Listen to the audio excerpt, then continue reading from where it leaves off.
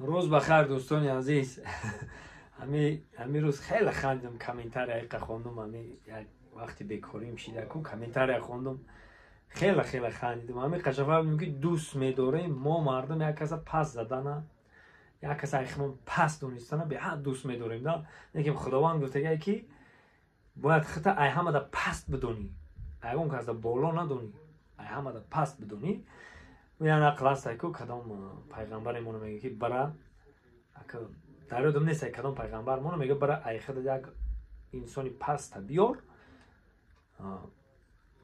و میره بعد میکوه و یا سگ میبینه میگه ممکن همین سگ ایمده پست باشه، بیا میره ببرون که سگ صدا میگره میگه تو چی مرا پست گفتی؟ من برای در نزد پروردگار ایت ده بلند باشون. برای همین خداوند دیگه چی میگه، ما بنده ها دیگه چی فکر میکنیم. همین قشنگ فهمیدیم که دوست میداریم یک کس پس زدن. خیلی خلاصه با میگذاریم کامنتاری ها دا اون مرده که دیگه نمیخوام در بارش گپ زنم، فرزند چه کشت چیکار کرد، او را پروردگار جزاش میده. اول در این دنیا هم جزاش میبینه و در اون دنیا هم جزاش میبینه. اون مرد دیگه تمام، سخن در باره و دیگه گپ نیست. و بسیار نمیزن که نویا بردن این پلنت ها میوین و دیگه سیاره انسان ها میوین در باره همه چی گفتنی.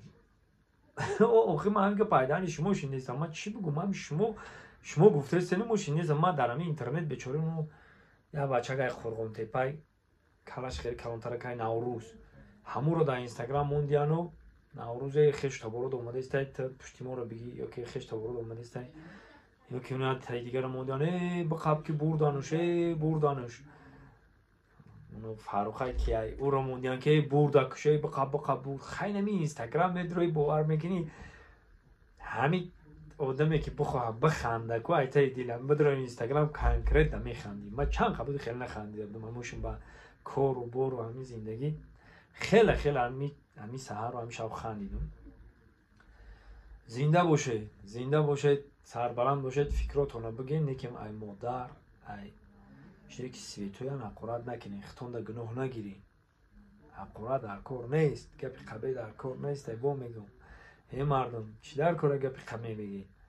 ما فقط سخن میکنیم درباره دوستی، درباره پیشرفت جمعیت، درباره کسب و کار، درباره یک چیزی صحبت میکنیم که برای فایده باشه، برای نسل نورس، برای جوانو فایده آور باشه. تنه که به فایده و به میگه که پسته بیمغز اگر لب بکند رسوا شود. همین گپای پوچ و بیمغز چی لازم؟ همین کارهای نالازم چی لازم؟ ما همین کوشش کنین یک کاری کنین که فایده بیاره تونه، کوشش کنین یک کاری کنین که زندگی تونه پیش ببرین. خیلی دیگه گپ ندارم. باقی سربلند خانواد باشید. او این پلنت هایی که میگین ملیجنم خصوصا من باوری تماما ندارم. و شما چی میگین که در کامنتار بنویسین با ما بفهمم شما درباره همین این پلنت ها چی، همین مقصد چودا میگن یا کینودا چودا همون رو نام کردن که چودا همون ای دیگه سیاره میان. شما چی گفتن که در کامنتار بنویسین. خوانی آبانی همه مردم سربلند توجیک